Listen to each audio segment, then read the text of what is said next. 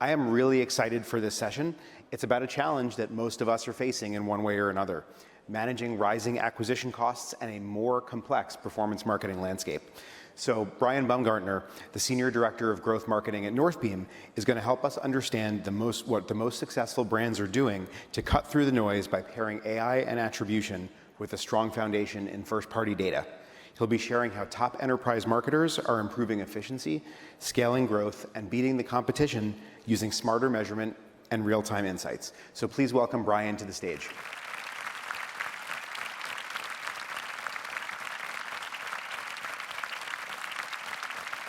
Thanks for coming out here today and hanging out for the final day. We've got a quick session here.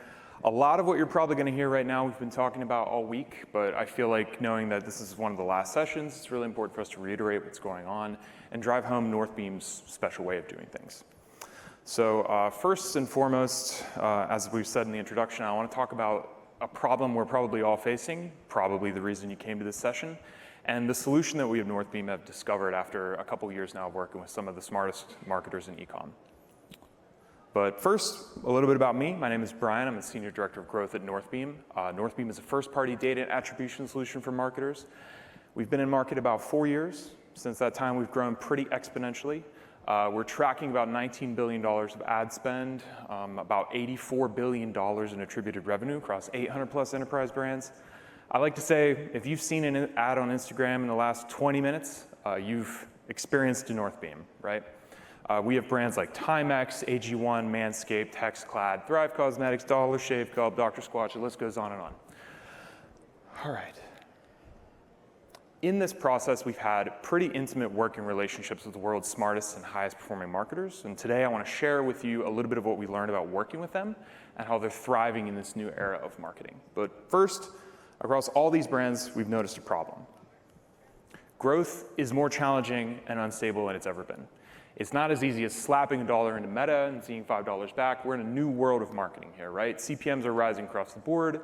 Tariffs are squeezing margins. Consumer confidence is wavering. All the things we've talked about all week, right? The new ad platforms are competing for your ad budget. The results are inconsistent. Across our top performing clients, we've noticed something, right? The brands that are thriving in 2025, Hexclad, The Ridge, AG1, they all have something in common. This is the solution for surviving this challenge, and I want to share it today. You need to prioritize and prove profitability across all your marketing campaigns. I know, duh, it's easy, you want to be profitable, it's something you want to do, right? But it's a lot more than that. These advertisers are prioritizing profitable customer acquisition all across their funnel. They're relying on first-party data, they're using systemic profitability thinking, and they have strict benchmarks that allows them to thrive when others can't. Right? They aren't wasting $1 of marketing spend, which means they can maximize results on pretty lean budgets. These brands are acquiring every single new customer profitably, regardless of the macroeconomic conditions we've been in. A lot of these brands are what I call the second wave of D2C brands that have grown since COVID. They don't have doubt. They know, is this campaign working? Is it not? What should we cut? What should we scale? They don't have this problem, right? Their teams all know what data and metrics to trust, and with all teams aligned on the same source of truth, they can move quickly and in sync. Most importantly, it gives them a clear strategic direction. What do we do next to scale? After watching these brands grow for years, I've tried to distill their practices into the 3 fundamental tactics that you could take with you today. So get your cameras ready, screenshots. The first things first. First, get first-party data you could trust. What do I mean by this, right? You need unbiased, trustworthy data on how your marketing experiments are working. Second, you need to prioritize new customer acquisition. We all know this. We all know that we need to do this. I have some nuances I want to get into how we do this and how you can try this at home. Third, you want to evaluate everything on profitability. I don't just mean your business. I mean every campaign, every ad set, every channel that you test into. What are the ruthless standards for performance that are going to drive profitable new customer acquisition across the funnel? You want to talk about growth engines, you want to talk about repeatable growth hacks or growth loops, right? These are the ways that you get there in this new post-COVID era, in the time of the algorithm, in this time of tariffs and like weird macroeconomic conditions, right? Every time we bring on a new client, these are the fundamentals we drive home. So not only do we bring people on and give them access to the tool, give them first-party data, but we have conversations about what's your playbook, what are you trying to do, how are people scaling, and we share what our clients are experiencing with all of our new prospects and new people we bring on. If you can drive your entire marketing function on these core principles, it will erase the doubt and the confusion, the what do we do next, where do we test, why aren't my creatives working, and most importantly, and I know I'm speaking to the marketers in the room here, this will help you get proof of the ROI on your campaigns. All of us are trying to justify our existence every day, whether you are justifying it to clients or your bosses or to prospects or to whoever else. You need to prove that you are driving ROI as a marketer if you want to keep your job or get promoted or grow your business. So let's break these down in detail. I'm going to speed up a little bit here, so bear with me. First things first, you need unbiased independent data on your ad performance. What do I mean by that? I mean you need an entirely separate set of data telling you how your ads are performing. You need to stop looking at Meta or TikTok's ad manager and taking that data at face value, right? Show of hands, how many of you tried to reconcile performance numbers across Shopify, Meta, and Google and experienced challenges doing that? I see a couple hands. Yeah, pretty much all of us, right? I feel like there was a period in my career where I spent all my time trying to explain why all of the conversion numbers across all my ad platforms didn't line up, instead of doing creative experiments or doing my job as a marketer. When you're using first-party data, you're using one source of truth that you've built yourself, that you own yourself, that you can trust in, that problem's gonna disappear, right? So why do we need first-party data rather than just trusting the ad platforms exclusively? Well, because of something I call the walled garden problem. All these social media platforms, TikTok, Meta, Google, they don't talk to each other or share data, right? They all want to be the internet. They all want to control the customer experience end to end. What results is that we know that users don't just use one platform, right? They're using TikTok, they're using Meta, they're walking around in the world, they're seeing billboards, they're watching TV ads. This creates a problem. So look at this journey. You can see TikTok, they view an ad, they click an ad on Meta, they do a brand search, and then we have a sale, right? We know that each of these touch points influenced a sale, but because they're all walled gardens, they all claim absolute credit, which means if you're looking at your metrics, you're dragging all this stuff into a spreadsheet, it looks like there's 3 conversions when there's actually only 1. If you're looking at your Shopify or your whatever e-com system you're using, you know you only had 1 sale, but all of your performance numbers suggest you had 3. So what are you supposed to do? This is the limitation of using third-party data. You also can't adjust the attribution model to understand which touch point was first. You don't know which one you might want to wait. You don't know which one is creating awareness and which one's capturing that, right? You can't truly understand which touch points actually deserve credit, which means you can't experiment, which means you can't scale. So the whole thing doesn't work, right? Now, if you have a totally independent set of first-party data, you're free from this problem. You can chronologically track and see the journey across all platforms because you're tracking it yourself. And we'll talk about how in a second. With this, you know you only had 1 conversion. You can understand and weight all of your different touch points and actually understand how your experiments are working. This is the secret that these brands that just seem to be scaling effortlessly, like in the post-COVID environment, on TikTok, on Facebook, or on even AppLovin, this is their secret as to how they can scale, right? They have access to data that you just don't have, and they're trusting that with their creative experiments. They're trusting that with all their strategy as the core backbone of the business. But there's a problem here as well. For those of you who've probably used first-party data before, you know that it's not all created equal. There are a lot of advertisers, a lot of data providers out there trying to capitalize on the problem of first-party data. The result is that a lot of them, and by a lot, I mean most of them, are providing faulty data that's only like marginally more accurate than what you actually get from the walled gardens. So when you're out there talking to a first-party data provider, let's talk about how you can evaluate them. A lot of first-party data is what we call fake first-party data. So to create that, what they're doing is they're redirecting, let's say, a click to a third-party domain, some other hosting solution that they're probably paying for.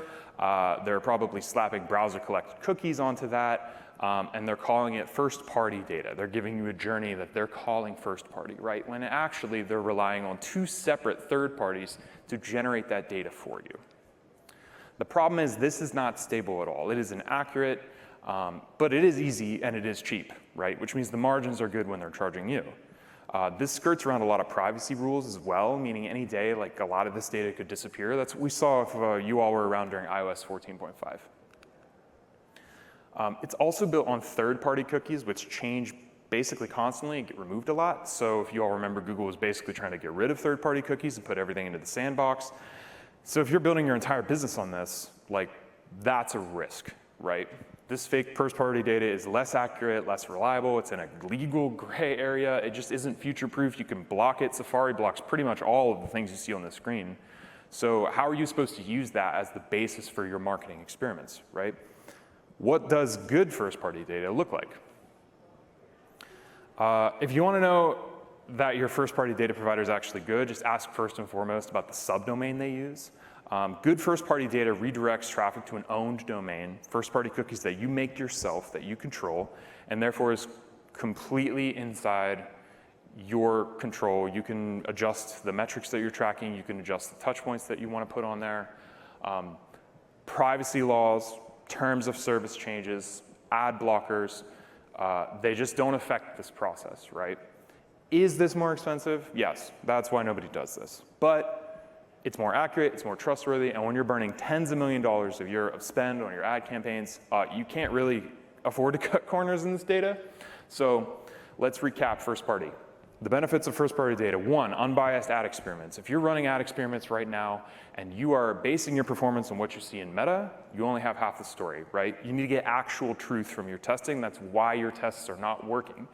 Second, actual trackable return on your marketing investment, right? If you could say, hey, we have this source of truth that's tracking our journeys across all channels, the CFOs are going to be very happy, right? And finally, a single source of truth. So often I feel like creative teams and finance teams and whoever's doing your forecasting and whoever's doing your creative testing, we're all using different sources of data. What happens there is that everyone's arguing past each other or talking past each other. If you're using first-party data as the backbone of your business, everyone's on the same thing. The strategy becomes clear. The narrative becomes clear, which as marketers, we all understand we need to have a strong narrative of like what's happening in our marketing, what's happening in our business. And that's just 1,000 times easier when you're all using the same source of truth. So there's one brand that did a really good job at this. And I made this presentation before I heard the news about what happened to Dr. Squatch, which was very exciting. So Dr. Squatch had a real problem. They had hit a ceiling of growth relying on in-platform analytics alone. Even at $100 million plus in revenue, they were relying on Google Analytics for all of their last click tracking, which is something I've literally had nightmares about. So that's like driving with the parking brake on, right? They just sold to Unilever for $2 billion, which is pretty exciting. I'm not going to stand up here and try and take credit for that, but I will take credit for the 32% increase in year-over-year revenue they generated while they were able to keep their customer acquisition costs basically the same. They switched to Northbeam, and immediately the impact was evident. They started relying on first-party data instead of just looking at Google Analytics. They threw that whole GA thing out the window, and they were able to scale their ad spend, especially through Q4, while keeping their acquisition costs relatively flat, right? That's just a straight-up unlock of the journey that they didn't have before. If you want to know exactly how they use Northbeam, just Google Dr. Squatch and Northbeam, case studies on our website. All the brands I'll show you today, there's detailed case studies on our site. I just tell you how they did it, so go read it. Now let's move on to point 2. We talked about prioritizing new customers, right? Of course we want that, but I want to talk about doing it in a systemic, experiment-focused approach, where instead of just throwing some money at a channel like TikTok and AppLovin and being like, it didn't work after the first 3 weeks, which I feel like I've seen everybody do, which I have personally have done. I don't want to judge anybody here, right? Instead of just guessing, you can approach each channel with a relentless experimental focus, okay? I'm constantly saying, marketers, we are scientists now. We need to maintain a presence on these channels. We need to stay profitable, and we need to understand the past and the present and the future of where our business and our profitability in terms of our new customer acquisition has been so that we know where we need to go next. That was a little heady, so let's break this down. We've studied the top marketers in the world, the top performance marketers in the world, period, right? This is their approach. Number 1, we've talked about this all week, incrementality. You need to identify where your incrementality is coming from. Where are your new customers coming from? Where are your new audiences coming from? You need to prioritize data that shows you, hey, this channel is driving new clicks, new audiences, That's the kind of thing you need, right? That is infinite growth. I have a metaphor I'm going to share a little bit later on this. Second is creative. I know you hate to hear it, but the best brands on earth are masters at ad creative. I don't care if you're making $1 million a year or $2 billion a year. If you are not an ad creative machine, if attention is not something that you have mastered at getting, you're just not going to break through, right? Your ads are not going to work. Finally, we all hate to hear this as well, we got to go past one-day last click. When you have first-party data, you have an entire toolbox of marketing analytics options available to you. You need to use all of them so that you can understand not only what ads are driving your one-day last click, but which ads are generating awareness, which ads are moving people through consideration, which channels are new, where are your new customers coming from. You need to use everything in your toolbox to understand how your ads are working. One, so that you know where you can spend next, and two, so that you can justify your own existence back to your bosses, right? Unlock more budget, make more money, get promoted, sell the company, cash out, buy an island, all that fun stuff. So let's break these down. Incrementality, what do we mean by identifying that? I mean, you need to know exactly what site traffic is new, what channels they're coming from, which conversions are new, not returning. And I mean, you need to know that in minute, down to the order, down to the ad level detail. You need new visitors, new audiences, new customers. Okay, I've done a lot of fishing in my life, right? When you roll up to the fishing hole, the first few casts are often the one where you're gonna catch the biggest fish. The same sort of theory is holding true here. The longer you cast in that same fishing hole, the less likely you are to catch fish. That's how it goes for new customers, right? So when you're expanding to new channels for the first time, you'll quickly get the people most primed to buy, and then you'll experience diminishing returns on that channel. You need to understand and constantly track that relationship everywhere you're testing, because the way you're gonna grow the fastest and the most profitably is acquiring those new customers all the time. After that, you need to focus on new creative, new storytelling, the things that break out of the norm, the things that allow you to appeal to new people and new audiences. Second, relentless creative testing. All you need to know about this is you need to prioritize new stories for new audiences. I'm going to speed up a little bit here, so stay with me. What you need to do is tell new stories, new visuals, new ads, new creative, new channels, new hooks, new everything to help you appeal to people on the very individualistic internet that we live on, right? Relentless out-of-the-box creative testing. You need to optimize on all aspects of creative, and you need to speak the customer's language, not yours. I can say right now, probably 90% of you in this room are one good creative test away from double-digit growth on a channel. I see this all the time. People have one ad that works really, really well. They don't even try and iterate on it, right? Because they're afraid of cannibalizing from that or whatever it may be. I'm happy to talk more about creative testing after this. It's all I talk about all day. I'll be hanging out in the back after this. Let's see. Finally, I'm going to talk about going beyond last click. If you are only looking at last click, you are only fishing in the absolute bottom of your funnel. Eventually, that will dry up. You need to generate and create awareness, not just capture it, right? We all know this as capital M marketers, but I work with growth performance people all day long that think, the only thing I need is last click. That's all I'm focused on, right? It's so much more than that. If you're not creating new audiences who are interested in what you're doing, who you're not telling stories to people who ostensibly could buy your product, you're not going to grow, right? By focusing on last click, you're fishing in an ever diminishing pool of prospects. I know we've all experienced this. You work with a client, they go, I don't know, it looks like the last click ads, the bottom of the funnel ones are the only ones that are working. You should put all your budget there. 6 weeks go by, all of a sudden performance on those ads is horrible. Why? Because you've cannibalized the top of your funnel, right? You can use MMM and correlation models to help you track the kind of top of funnel stuff that's happening so that you understand these ads are generating awareness and these ads are capturing it. I want to talk about a brand that does a really, really great job at this. You've probably heard of them. They're huge fans of Northbeam, and I'm huge fans of theirs. This is the system that they use every day, every hour of every day. So Grunz, this crazy brand just got valued at $500 million. They've barely been in the market for 3 years. Claire over at Grunz is a Northbeam power user. They're expanding to new channels aggressively every single day, relentlessly testing creative. They've been able to increase their revenue 40% year over year while reducing their new customer acquisition costs by 14% after they switched to Northbeam, right? This is efficiency and growth. That's the sweet spot. That's the magic stuff, right? Do you want to know what these people are doing right? It's everything we're saying in this presentation. It's not magic. It's not a secret. The case study is on our website where Claire tells you exactly what they do every day over at Gruns. This is stuff that's repeatable. It's systemic. You can apply it at your business now, regardless of how many internal stakeholders you have or what your budget is or whatever. That format that I talked about at the top of the presentation, you can recreate at any business of any size. All right, finally, prioritizing profitability. Talking about profitability as a marketer is sometimes challenging. Normally you think about business profit. I want to talk about profitability as a measure of efficiency, right? You need to hold your entire marketing budgets to standards designed to stay lean, cost-effective, and profitable. Every marketer in this room has a boss somewhere who's being like, okay, well, but actually which advertising dollars are driving our revenue, right? I get asked this question all the time. Because the C-suite likes to cut marketing's budgets first, our value add is a little bit more nebulous to non-marketers. And what you need to do is dispel that fallacy. So how are you supposed to do that? How are you supposed to prove profitability? How are you supposed to say, our ads are acquiring new customers profitably, give me more budget, we will continue to expand, the money's gonna roll in, we're gonna exit for $1 billion, right? How do you do that?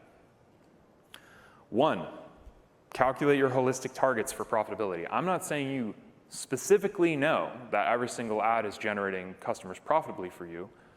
I'm saying you know exactly what performance targets you need to hit on every ad, every channel, every ad set, every piece of creative that is most associated with profitable growth in your business. This is a mathematical formula. You can work back and you could do this, right? This is different for every business, but if you can demonstrate that, you can say, you know, hey, these are our targets. If we're hitting them, we know we're gonna be profitable, give me more budget, we're gonna stay in that range, and we're gonna continue to grow and the new customers are gonna roll in.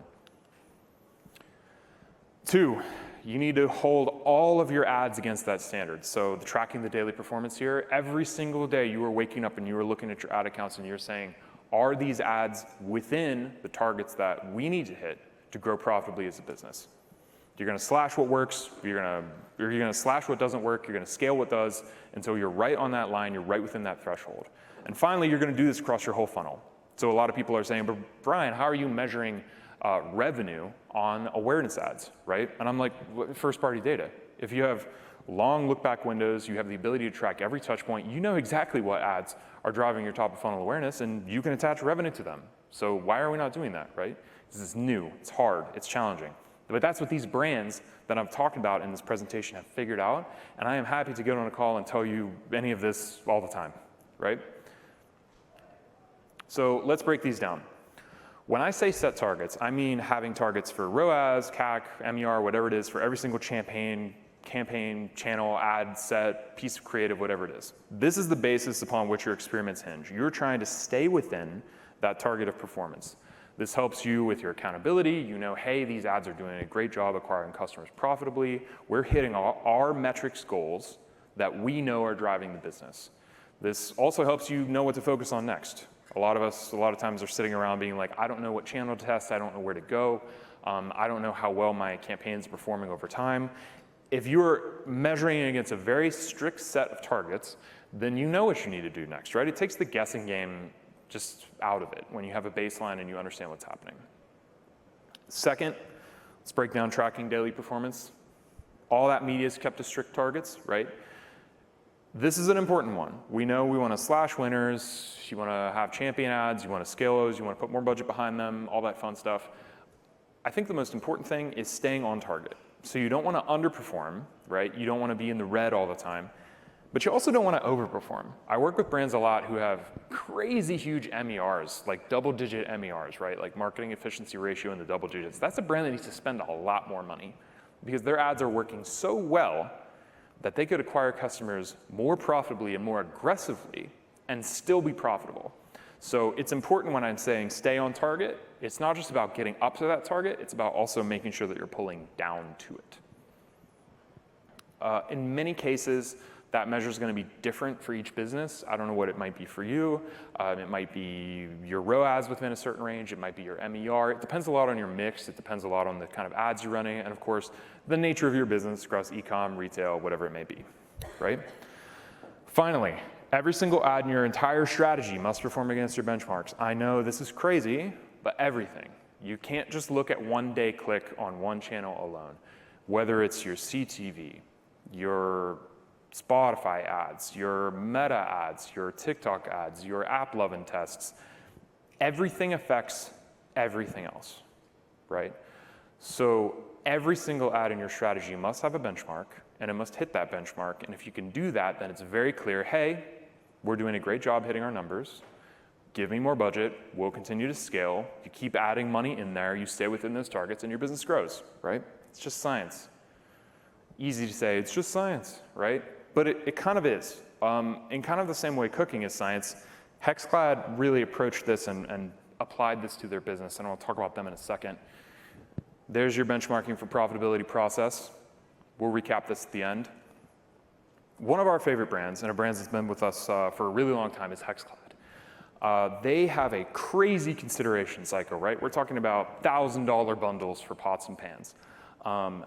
They start their Black Friday sales seeding in February, right? That sort of thing is not possible without first-party data.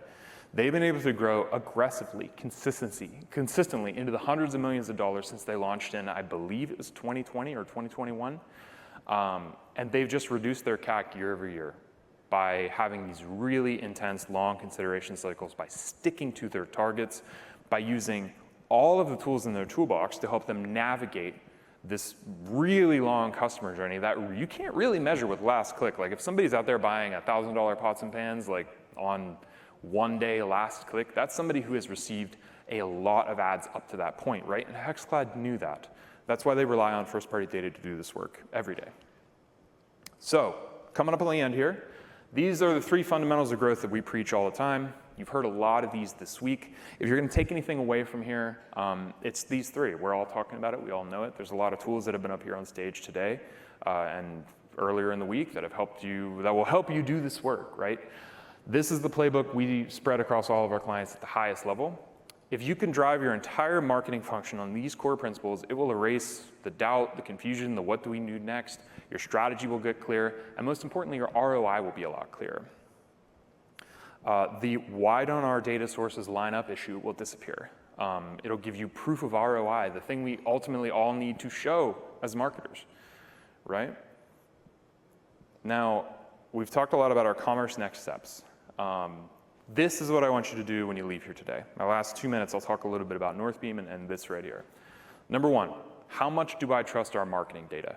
If you cannot say, I trust our marketing data, call me. Number two, do we understand why and how we're getting new customers? If you don't understand that, or there is some sort of inconsistency or confusion about how that's occurring, book a demo with us. We're happy to talk about it. And finally, do we know how profitable our marketing campaigns are? Do we know what our targets are that we need to hit in terms of performance, whether it's click-through rate, view-through rate, impressions that drive our profitability as a business? If you don't have an answer to that, if you figure that out, it can give you a lot of direction and a lot of vision. If you want a tool that can help you do everything I've said in this deck, this is literally why we created Northbeam. What we're pitching here is not something that we've invented ourselves. It was the way that our clients, the way that these growth marketers were behaving, and we built a tool around that. So Northbeam, now for the shilling part, Northbeam is your MTA and MMM solution for profitable growth, right? This is your browser-based solution for first-party data analytics across all of your ad campaigns in one dashboard. This is your independent source of truth. We're trusted by hundreds of high-growth brands. Everybody wants a piece of this, right? This is first-party data, profitability, creative testing, all in one platform. We also have MMM, a very classic but often outdated model that wasn't really meant to work in the digital world where we have so many more touch points. Our MMM is the only MMM solution in the world that incorporates native MTA data that we track ourselves, which means it's more accurate. It's almost real time. You can go in there and update it daily if you want to. At the end of the day, Northbeam helps you connect ad spend to the profit that you create. And we live in a world where marketers have to be connected to profitability, they have to be connected to revenue, you have to justify every dollar that you ask for. And if you can do this, you unlock not only success in your own career, but success for your company, success for your business. The strategies you need to pursue start to make a lot more sense. We built Northbeam to help these brands do this, and we have hundreds of brands that succeed using our platform every day. I'll hang out for a little while in the back. If you want to book a demo with us, go to our website, northbeam.io. You can also read about all the case studies I talked about here today, learn a little bit more about our business. I'll hang out for a little while over there. I'd be happy to chat with anybody, anytime. My name is Bryan Bumgardner. You can also find me on LinkedIn. And thank you all for coming today.